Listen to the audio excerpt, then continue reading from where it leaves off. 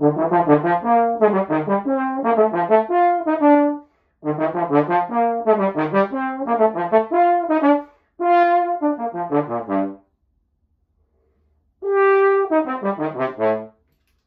YouTube, welcome back to another video. Not going to get the resolution of that little bit of the David. I just took an audition yesterday, literally like, I guess a little more than 24 hours ago. Took an audition on tenor trombone and did not advance, which is a bummer. I would always like to do better at an audition, but I knew this kind of going in. I had about 6 weeks to work on the audition, and I wanted to use those 6 weeks to get better at what is probably my least comfortable double, large tenor trombone. I play a lot of it. I have for a long time, and it's just never been something that I could just pick up and play. And so I wanted to use this audition for a few things, but number one was to understand this stupid instrument a little bit better. And I have a lot of lessons, I have a lot of takeaways. We'll talk about more of the audition itself later. But my big takeaway was air. Air. So I had 6 weeks, and I was like, well, I need to address some fundamental things. I need to learn all the rep, and I need to get it good enough to go to this audition, make it actually worth going. And I think I got to a point where I was like, yes, I can play this stuff. I can play the instrument. And one of the biggest things I discovered was air, of course. We use air to play. This is a brass wind instrument. Without the air and only using the buzz, we get nothing because nothing's going to happen. We have to use air. I knew that. Everybody knows that basically from the start of their playing career. There are people who don't use enough air, there are people who use too much, but we have to use it in some way. And of course, I was aware of this, but I just didn't really understand to the degree of which I did not understand how to use my air. And this journey of getting ready for this audition really pointed that out. And luckily I made some discoveries along the way, just kind of at random happenstance times that really helped that. I've always wondered how to use my air in a better way to play better. For instance, I interviewed Peter Steiner, the tenor trombone soloist, a few years ago, and one of the things he said, and I honestly can't remember if this is in the interview or not, is after a recital, which is extremely demanding, he plays like just the craziest hard stuff, really high stuff, blah, blah, blah. His chops were not tired, but his abs were. And I remember hearing that and being like, are you making that up? Or is that actually true? And that's just a completely different world of trombone playing that I live in, because that's not the case for me. My chops get tired and my abs don't. I mean, you know, if I played for like 12 hours in a day, I think both would be tired, but I just didn't understand that. But I kept it in my head and rattled around for a long time.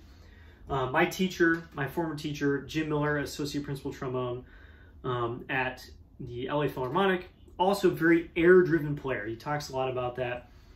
He would kind of get mad at students who would, you know, try to play a high C and they're just kind of going,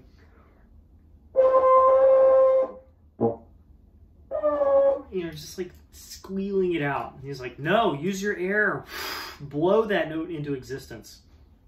And even at the time, I was kind of like, that's kind of how I would play a high C, because I'm not very comfortable up there.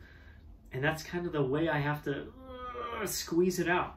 And I didn't understand the way he does it. And listening to him play, he could pick up a horn and just go beep and play like the loudest high F you've ever heard, with like no preparation, nothing whatsoever, just and just play crazy loud high notes. And I was like, that's something I can't do. I don't understand that. And it's obviously not a like huge physical effort of like chops and like muscle. It's just, and so I've seen these examples in the wild and I did not understand them. I thought they were cool, but I have never been to the point where that made sense to me. And we can also add in the fact that whenever I travel, I usually get to the other side of my travel and I have a hard time playing. I'm like, I was playing really well like 8 hours ago before I took this flight, and now I can't play. what gives? Or I put on the super suit, you know, I put on a tuxedo or like a dress shirt and a jacket, and all of a sudden I'm like, why is this so uncomfortable? Obviously the clothes make a difference, but like I'm playing worse than I did 10 minutes ago before I put this on. What gives? Turns out it's air. Everything comes down to air. The big breakthrough that I had was an Instagram reel or post or something by Knutrud, who I met at ITF a couple years ago. I follow him on Instagram, Trombone Guide, I believe. The post is in the description below. And he just had this really simple little video where he's like, yeah, I have this student who has a hard time like slurring to higher notes. And I told him to do this. The arm is just to give like a gesture, kind of like you're throwing a dart or something. But the oral cavity change is what I heard. Moving the tongue to change the vowel in the mouth from a kind of lower, more open one to a higher, more closed one. And so he did that a couple times, and he's like, what I'm trying to do is train my air and the student's air to slur from low B flat to high B flat and hit every partial.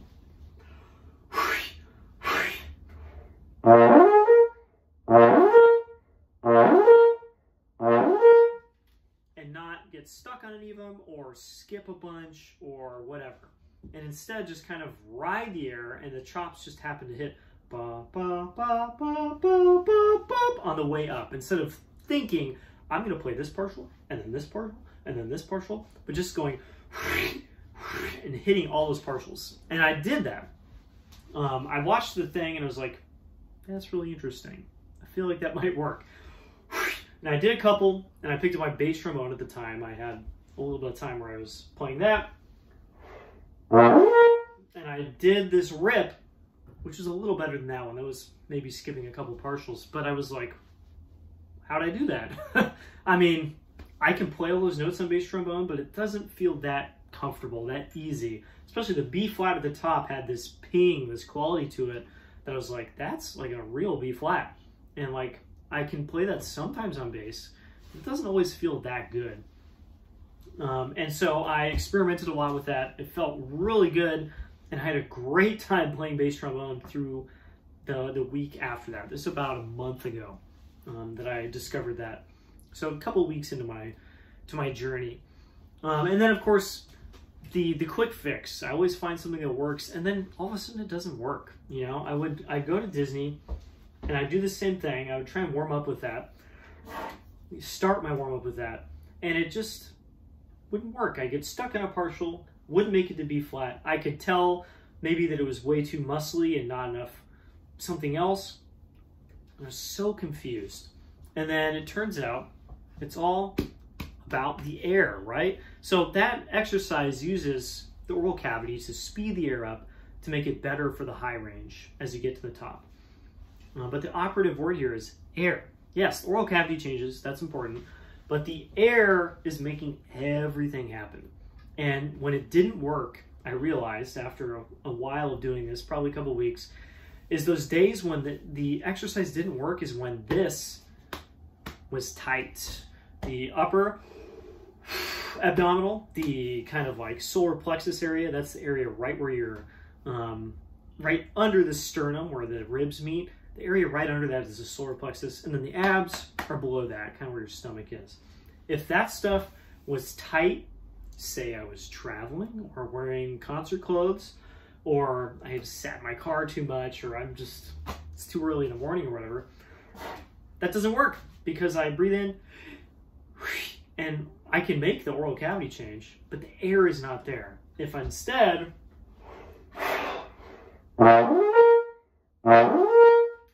if I let that air move, boom, a real sound comes out. I hit all the partials. The high B flat is a real note. Even just those notes felt so much more real than the ones I was playing earlier. The air makes all the difference. And so putting those things together, boop, made it so that I played so much better on all my instruments. And it made me realize how much less important the chops are than I thought they were. Because for a long time, I've been trying to make a real embouchure. I realized that mine just kind of sucked for a long time, and so I've been trying to dial things in. And I go through these periods where I thought things were working, and I would be really, you know, diligent about watching the mirror and like, am I engaging this and this and this and this? And after like a couple weeks doing this air thing, I was like, wow, I have not thought about my face at all this whole time. Instead, I breathe in and I'm like, I want this note to come out. And it does.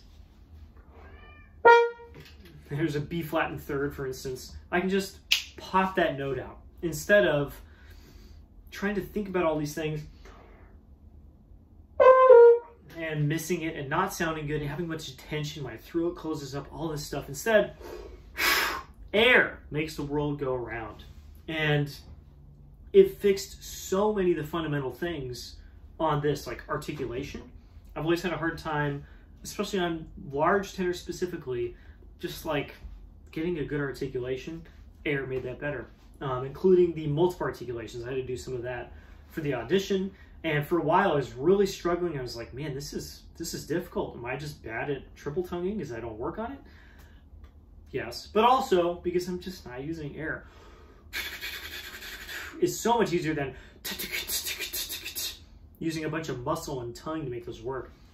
My high range still needs a lot of work, but it is so much better. It feels so much more natural.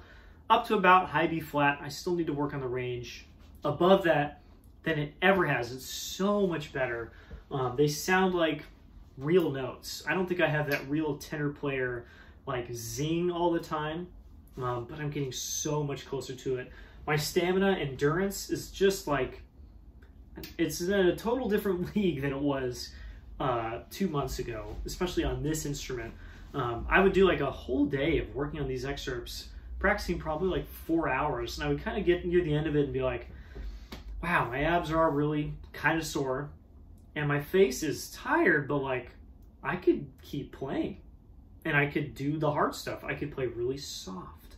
I could play loud. I could play bolero again, etc. And I was like, in the past, I would have been gassed. I would have been done after working on bolero for like 15 minutes. I would have had to work on something else, and I would not have been able to play soft, and it would have been a way harder deal, a way harder practice regimen than just using my air.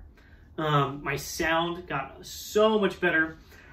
I don't think it's like a real large tenor sound yet. I'm still searching for that concept. I'll talk about that more in my larger audition video, but just moving the air and using a large tenor mouthpiece in a large tenor makes it so much closer to the actual sound concept that the instrument wants to make, instead of trying to force it with face and changing the whole cavity just the right way and like all these things. Just, you think something and you make it happen with air.